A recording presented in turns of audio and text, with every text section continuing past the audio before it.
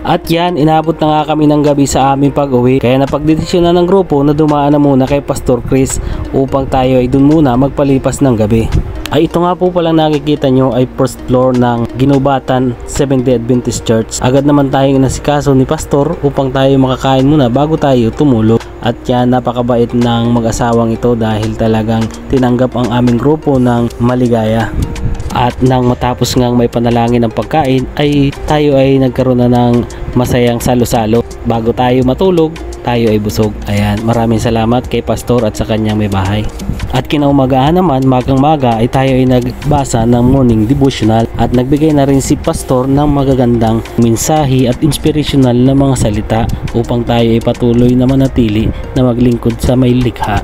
Isa nga sa tumatak sa aking isipan ang kanyang sinalita na bilang tayo mga tao, sa sarili hindi tayo nagtitiwala. Pero wag mo namang ubusin ng tiwala sa iyong sarili, baka kapag nanyayahan ka sa pulpito na manalangin, baka hindi mo na ito magawa dahil wala kang tiwala sa iyong sarili. Sa umagang ito, muli namin itinatalaga ang aming mga buhay, ang aming mga sarili. Nagkami inyong kasiyahan ng inyong banal na Espiritu. Magawa namin ang mga bagay na mapagbigay lulhati sa inyong dakilang pangalan sa lahat ng aming mga pag-iisip, mga pagpapasya at mga ginagawa. Kailangan mo dinadalangin ang team na ito na sa kanilang patuloy na pagbibiyahe sa maghapon. Ihanda ang daan para sa kanila, Panginoon. Ilayo sila sa anumang sakuna at sinintag kapamakan at diriyan ng mga sakyan na pagpalayan ang kanilang mga lakad na ma-enjoy nila na lalo silang mapalapit sa inyo. Salamat sa lahat na ito sapagkat ito'y aming hiling at dalangin. Asahan namin itanggapin ng lahat sa pangalan ng aming Panginoong si Jesus. Amen. At bago nga tayo magpatuloy sa ating pagbabiyahe ay tayo muna ay kumain ng almusala. Tayo ay pupunta pa sa Cagsawa Ruins na kung saan ay isa sa mga historical na lugar dito sa Albay na matatagpuan natin sa Cagsawa. Bago nga tayo magpatuloy, syempre magpapapicture muna tayo dito sa harap ng Ginubatan Seventh-day Adventist Church.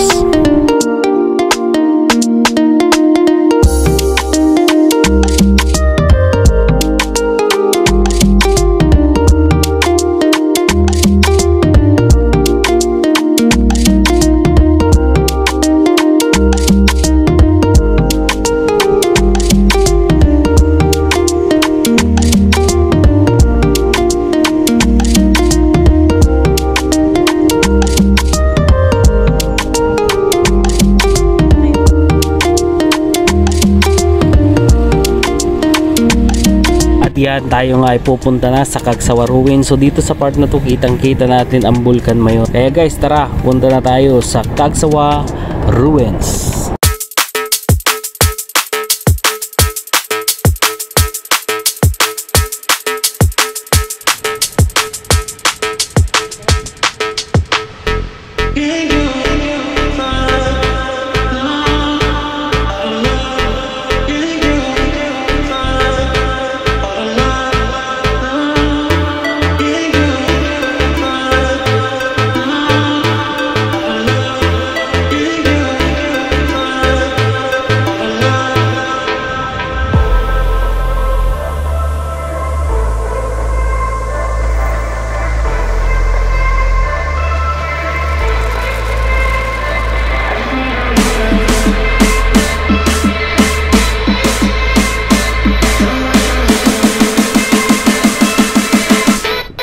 Need to know what's on your mind.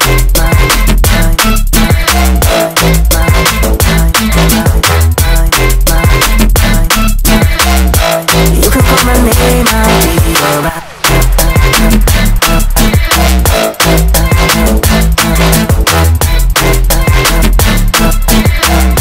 I just need to know what's on your mind. I just wanna dance all night. Just wanna dance all night. Just wanna dance all night. Dance all night. Yun guys, so nandito na tayo sa Cagsawa Ruins. So ayan guys, nakita nyo medyo sumungit ang panahon at biglang umulan. So kanina sa ating pagbabiyahe napakainit, pero pagdating natin dito biglang umulan. So ibig sabihin nito maganda ang ating makikitang ngayon mamaya, maulap. Ngayon guys, mamaya papasyal ko ulit dito.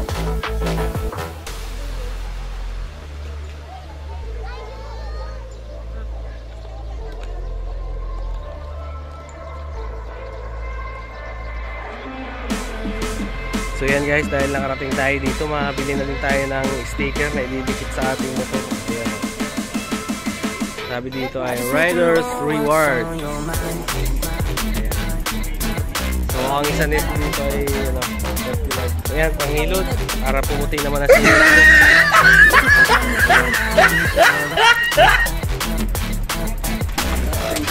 Ayan guys, yung ating remembrance na ano dito, sticker, didikit na ni Madam Jonalyn. Ayan. Sige, sige.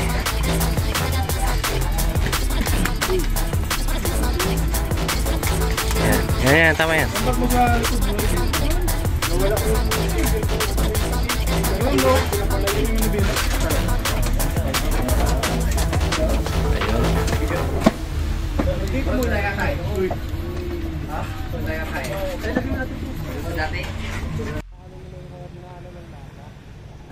At ganyan nga guys, tayo ay pabiyahe na papuntang Camarines Norte. So manood lang kayo.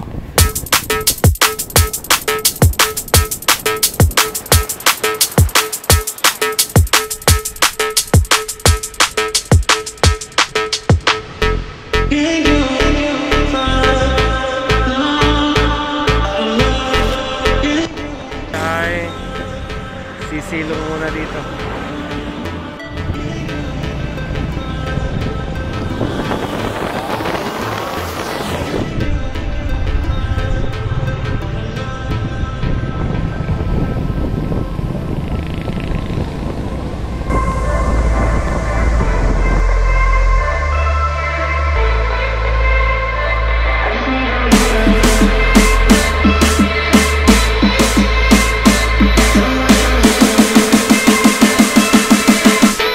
I just need to know. Sa pagkakataon ngang ito ay nakakita tayo dito ng isang maraming puno ng aratilis na punong-puno ng bunga. Ayan, kaya yung ating mga kasamahan ay bumaba upang mamitas ng bunga ng aratilis na ito. So ayan guys, nakikita niyo sila. Mga big bike. Yung mga ano.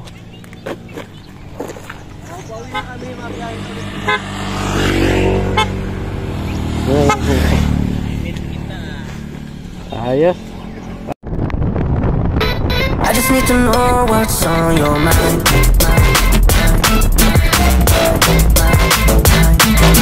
Yun guys, nandito ngayon sa Gibbon. Lunch muna tayo.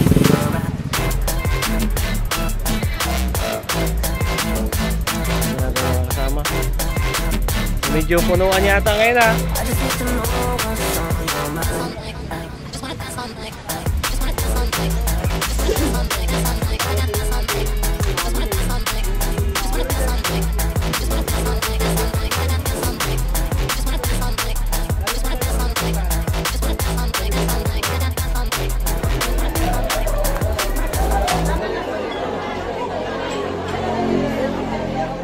Ayun, may katatapos lang doon. Tigil tayo na.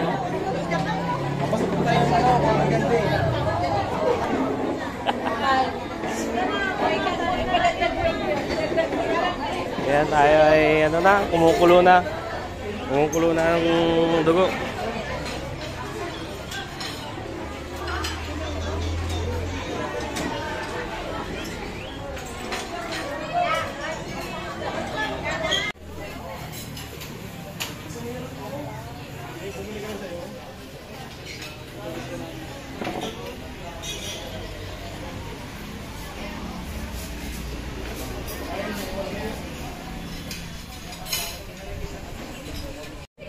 Ayan na guys, oh, nadating pala yung order namin. Yung mga kasama namin matatapos na. Kami nadating pala.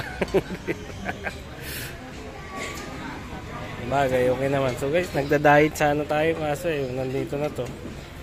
Hindi na natin pilit tanggihan. Hmm?